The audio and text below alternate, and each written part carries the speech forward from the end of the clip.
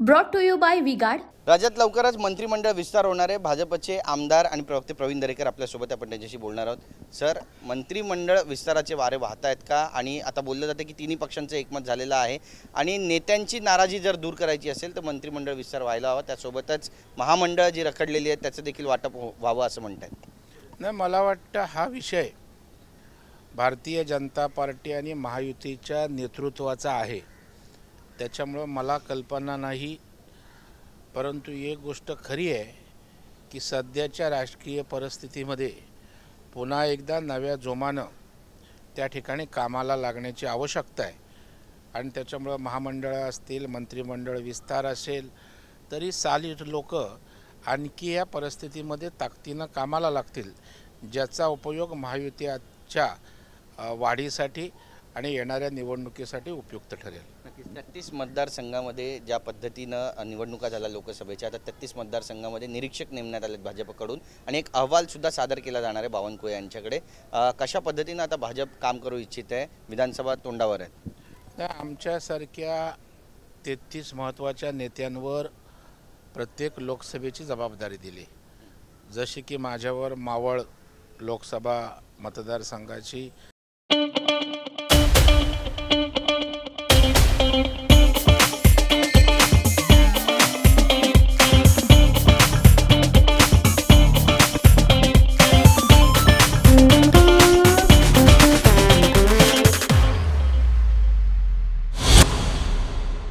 भारण्यांच्या मतदारसंघाची जबाबदारी दिली।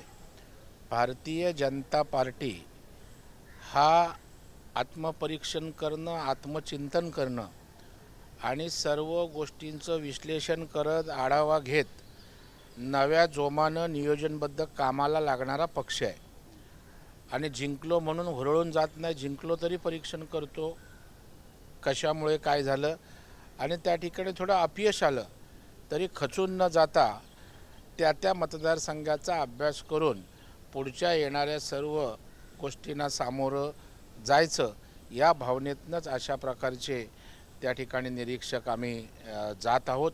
त्यानिमित्तानं महायुतीतला समन्वय काम कसं केलं, एकमेकांचा विश्वास अधिक दृढ करण्यासाठी काय करावं लागेल। देखिए, उनका काम है अफवाह से गर्मी बढ़ाना और हमारा काम है माहौल को ठंडा रखना। हमारा नेता कैसा हो जो माहौल को रखे ठंडा वैसा हो। अब की बार वी-गार्ड एयर कूलर का चमत्कार। तिथली राजकीय परिस्थिती काय आणि येणाऱ्या विधानसभेच्या निवडणुकीच्या अनुषंगानं त्या विधानसभेमध्ये काय करण्याची आवश्यकता आहे यावर उपाययोजना करण्याकरता हा निरीक्षकांचा दौरा त्या ठिकाणी निश्चितच फायद्याचा ठरणार आहे आणि ज्यांनी संघटनेत किंवा महायुतीत चुकीचं काम केलं आहे त्यांचं सुद्धा वरिष्ठांच्या निदर्शनास आणण्याचं काम त्या ठिकाणी या निमित्तानं होईल। नक्कीच, पण यामध्ये कारवाई सुद्धा केली जाईल ज्यांनी कामं केली नाही आहेत किंवा त्यांना समज दिली जाईल।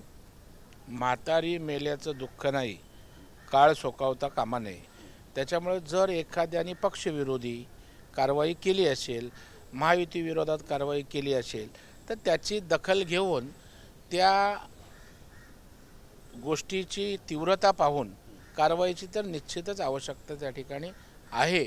नाहीतर काही केलं तरी चालतं हा विश्वास जर त्या ठिकाणी काही लोकांच्या मनामध्ये निर्माण झाला तर ते महायुतीसाठी आणि पक्षासाठीही योग्य ठरणार नाही। संजय राऊत यांनी आज एक जहरी टीका केली आहे आणि भाजपवर ही टीका केलेली आहे। ज्याचं खावं मीठ त्याचीच मारावी नीट, ही भाजपची परंपरा आहे असा टोला लगावतायत, काय म्हणाल? मला वाटतं ही उक्ती संजय राऊत यांच्यासाठी फिट आहे।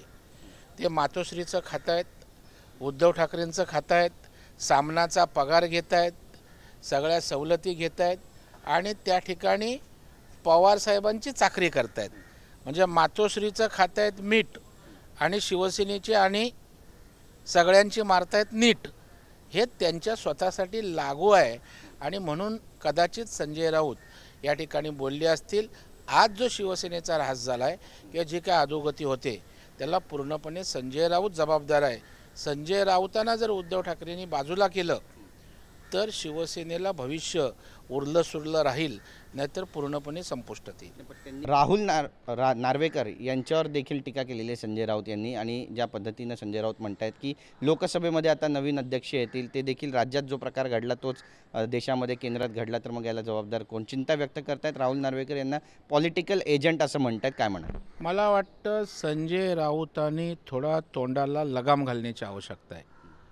कुणावरही काही बोलायचं, संविधानानं निर्माण केलेल्या यंत्रणा, संस्था किंवा ज्या काही जबाबदारी आहेत त्यांना अशा प्रकारचं एजंट बोलणं हा त्या यंत्रणांचा अपमान आहे. मी तर म्हणेन विधिमंडळामध्ये हक्कभंग आणून कठोर कारवाई करण्याची आवश्यकता आहे. आणि संजय राऊत यांची सदर अवमानकारक जे काही वक्तव्य आहे त्याची चौकशी करून कठोर कारवाईची मी मागणी करतो. कारण संजय राऊतांना आता व्यसन घालण्याची आवश्यकता आहे. कारण त्यांना काही कोणावरही काही बोलायचं अशा प्रकारचं जणू काही लायसन्स दिलं आहे, असे ते बेताल बडबड रोज त्या ठिकाणी करत आहेत. नक्कीच. तुम्हाला वाटतं महाविकास आघाडी आता आक्रमक होत चालली आहे? काल त्यांची पत्रकार परिषद झाली, त्यांचा एक वेगळाच कॉन्फिडन्स दिसतोय. प्रणिती शिंदेने पण आता गंभीर स्वरूपाचे आरोप केले. ते म्हणतात की दंगल घडवण्याचा कट होता आणि निवडणुकीपूर्वी या दंगली घडवल्या जाणार होत्या आणि भाजप, फडणवीस आणि त्यांची पिल्लावळ ही दंगल घडवणार होती, अशा पद्धतीची भाषा वापरली. नाही, मला वाटतं निवडणुकीमध्ये विकासावर बोलून काय होत नाही, लोकांसमोर काही होत नाही. मग अशा प्रकारचे वातावरण करायचं आणि त्यातनं राजकीय लाभ मिळतोय का, यासाठी हा सगळा उपद्व्याप आहे. त्याच्यामुळे मला वाटतं अशा प्रकारची कोणी दंगल करण्याची इच्छाही नाही. आणि त्यामुळे आपण बघाल आमच्या सरकारच्या काळात किंवा केंद्र सरकारच्या काळात अशा प्रकारे कुठेही दंगल आपल्याला झालेली दिसणार नाही. यावरनं त्या ठिकाणी बोध घेता येईल. परंतु आता राजकीय अजेंडा सेट करण्यासाठी आता काही धर्मीयांच्या मतांवर विश्वास आला आहे. मग तेच पुन्हा पुन्हा अधोरेखित करून ती मतं टिकवण्याचा केविलवाना प्रयत्न आहे. प्रेसच्या बाबतीत आपण बोलाल, आक्रमक वगैरे बघाल तर नाना पटोले प्रेसलाच आले नाहीत, प्रदेशाध्यक्ष प्रेसला आले नाहीत, त्यांचे प्रभारी चेन्नईतला ते प्रेसला आले नाहीत. याचा अर्थ त्यांच्यामध्ये काय चाललं आहे हे दिसून येतं. जर पक्षाचा प्रदेशाध्यक्ष आणि प्रभारीच अधिकृतपणे नाही, याचा अर्थ मोठा भाऊ छोटा भाऊ त्याचा विसंवाद किती टोकाला गेलं हे दिसतंय. आणि त्याच्यामुळे त्यांचं काय व्हायचं ते होणार आहे. परंतु आम्ही सर्व पक्ष महायुतीचे एकत्रितपणे ताकदीनं निवडणुकांना सामोरं जाऊ आणि या महाराष्ट्रावर छत्रपतींचा भगवा झेंडाच महायुती फडकवेल असा आम्हाला विश्वास आहे. भाजपचे आमदार टी राजा त्यांनी भिवंडीमध्ये वक्तव्य केलं आहे, भाजप जर 400 पार झालं असतं तर हिंदू राष्ट्र झालं असतं आणि वक्फ बोर्डाच्या ज्या जमिनी आहे त्या सरकारनं आपल्या ताब्यात घेतल्या पाहिजे. हे वक्तव्य याकडे कसं पाहता?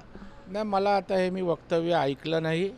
ते वक्तव्य नीट समजून घेतो आणि त्यावर नंतर भाष्य त्या ठिकाणी करेन. जयंत पाटील यांच्या मतदारसंघातूनच आता त्यांना आव्हान दिलं जातं. यापूर्वी जे घडलं होतं ते आता घडणार नाही असं सुद्धा त्या ठिकाणी बोललं जातं, जे नवनिर्वाचित खासदार आहेत त्यांच्याकडून. त्यामुळे जयंत पाटील यांना कुठेतरी त्या ठिकाणी आता थेट आव्हान मिळतं आहे असं म्हणावं विश्वजित कदम आणि विशाल पाटील यांचं. नाही, निश्चितपणे पेरावं ते त्या ठिकाणी उगवत असतं आणि त्याच्यामुळे जयंत पाटलांनी जे पेरलं ते त्या ठिकाणी आता उगवणार आहे. आणि त्याच्यामुळे सांगलीचा एक निकाल केवळ सांगलीचं राजकारण बदलवणार नाही, तर संपूर्ण महाराष्ट्राचं महाविकास आघाडीच्या राजकारणाला टर्निंग पॉईंट देणारं ठरेल. नक्कीच. कणकवलीमध्ये ज्या पद्धतीनं शिवसेना आणि भाजपमध्ये बॅनर वॉरचं चित्र पाहायला मिळतं आहे, याकडे कसं पाहता? कारण बऱ्याच चर्चांना आता उधाण आलेलं आहे की राणे आणि विरुद्ध शिवसेना शिंदेगड यांच्यामध्ये कोल्ड वॉर सुरू झालं आहे. नाही, मला वाटतं नारायण राणे यांच्या कोकणच्या नेतृत्वावर कोणी शंका घ्यायचं कारण नाही. निर्विवादपणे कोकणचं नेतृत्व त्यांनी केलं आहे.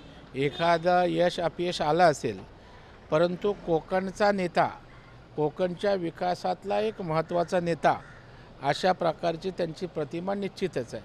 आणि म्हणून बाप तो बाप असतो, नेता तो नेता असतो. अशा प्रकारचे त्या ठिकाणी जे काही नाचे असतात त्यांनी वक्तव्य करणं, बोलणं किंवा कोणी आव्हान देणं, हे मला वाटतं राणेसाहेबांसमोर खूप त्रोटक आहे आणि त्याच्यामुळे राणेसाहेब आहेत. भारतीय जनता पार्टीचा नेता म्हणून कोकणला आणखी ते घट्ट करतील. त्याच्यामुळे पिलावाळाने त्या ठिकाणी जास्त गडबड करण्याची आवश्यकता नाही. नक्कीच, पण तुम्हाला वक्त आने नहीं देंगे, तुम्हारे इलाके में आके तुमको जवाब देंगे असा बॅनर त्या ठिकाणी लावण्यात आला आहे शिवसेनेच्या माध्यमातून. मग राणेंच्या बाबतीत हे काही नवीन नाही आहे ना. ते जवाब देत अशा प्रकारच्या आक्रमक पद्धतीनेच इथपर्यंत त्यांचा प्रवास आहे.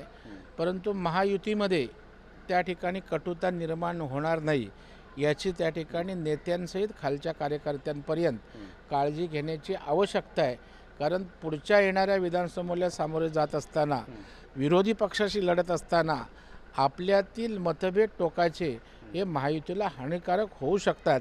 याची दखल घेऊन वक्तव्य आणि कृती आमच्यासारख्याने करण्याची आवश्यकता आहे. जरांगे पाटील एकीकडे सगळे सोयऱ्यांची मागणी करत आहेत, दुसरीकडे आता प्रकाश शेंडगे सुद्धा ग्राउंड झिरोवर उतरले, ठिकठिकाणी फिरत आहेत ते सुद्धा, आणि ते म्हणत आहेत की सगळे सोयऱ्यांची अधिसूचना काढली, ओबीसी आरक्षणाला विरोध केला तर आम्ही तुम्हाला विधानसभेमध्ये पाडू. नाही, मला वाटतं पाडापाडी करणं हे काय कोणी कोणाला मालकी दिलेली नाही. आणि मला वाटतं ह्या सामाजिक भिंती उभ्या करणं महाराष्ट्रासारख्या पुरोगामी राज्याला त्या ठिकाणी शोभणारं नाही. आणि लोकसभेच्या निवडणुकीमध्ये धार्मिक वाद, जातीयवाद एवढा टोकाला गेला की महाराष्ट्राची राजकीय संस्कृती आणि परंपरा धुळीस मिळाली. मला वाटतं त्याच्यात खतपाणी अजून कुठल्याच समाजाच्या नेत्यांनी घालू नये. प्रत्येक पक्ष आपापलं काम करतील, परंतु सामाजिक भिंती आणि पक्षीय राजकारणात उभ्या करता कामा नये आणि त्या करू नये असं शेंडगेंनाही आव्हान असेल, मराठा समाजाच्या नेत्यांना असेल किंवा इतर सर्व जाती धर्माच्या नेत्यांना त्या ठिकाणी आव्हान असेल. एक शेवटचा प्रश्न आहे. अंबादास दानवे यांनी संभाजीनगरमध्ये वक्तव्य केलेलं आहे की ती जी जागा आहे ती शिवसेना शिंदे गटाला मिळालेली आहे आणि त्यामुळे तिथली जी दलित आणि मुस्लिम मतं ही आपल्याला मिळाली नाही आहे. यापुढे ती मतं आपल्याला मिळावी यासाठी जो करिश्मा करायचा तो आपण करूया असं ते म्हणत आहेत. या विधानाकडे नेमकं कसं पाहता? परत सांग मला. अंबादास दानवे म्हणत आहेत की दलित आणि मुस्लिम जी मतं आहेत संभाजीनगरमध्ये यावेळी त्यांना मिळाली नाही आहे. जी मतं आपण पाहिली इतरत्र सगळे उद्धव ठाकरे यांना मिळाली, तशी मतं तिथे त्यांना मिळाली नाही आहेत. त्यामुळे भविष्यात आपण करिश्मा करू असं म्हणतात. मला वाटतं मतं मिळाल्यावर पण कृतज्ञपणा कसा असतो ते अंबादास दानवेंनी दाखवून दिलं आहे. तिथे काही मतं मुस्लिमांची मिळाली नसतील, कमी मिळाली असतील. जलील उमेदवार सिटिंग खासदार होते, परंतु महाराष्ट्रामध्ये त्यांना जे काही यश मिळालं आहे ते कोणाच्या जीवावर मिळालं आहे.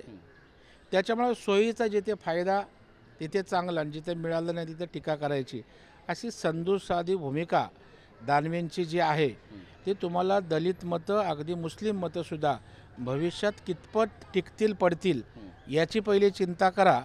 आणि कारण काही ज्या काही चुका झाल्यात संविधानाच्या बाबतीत असेल काही असेल त्या दुरुस्त करून नम्रपणे आम्ही दलित समाजासमोरही जातो आहे. आणि तो समाज निश्चितच आदिवासी दलित समाज त्या ठिकाणी महायुती आपलासा करेल आणि म्हणून आता ते त्यांनाही त्याची भीती वाटते, त्यातनं आलेलं ते वक्तव्य आहे. धन्यवाद आमच्याशी बोलल्याबद्दल, वेळ दिल्याबद्दल. तर आपण पाहतो प्रवीण दरेकर यांनी संजय राऊत यांच्यावर टीका केली आहे आणि संजय राऊत नेमकं याला आता कसं उत्तर देणार आहे पाहणं महत्त्वाचं ठरेल. कॅमेरा पर्सन रोशन गायकवाडसह Girish Gaikwad, TV9 Marathi, Mumbai. Brought to you by V-Guard.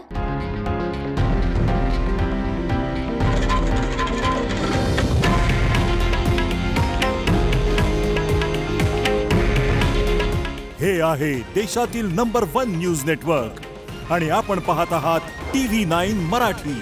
काळजी तुमची, हित महाराष्ट्राचं.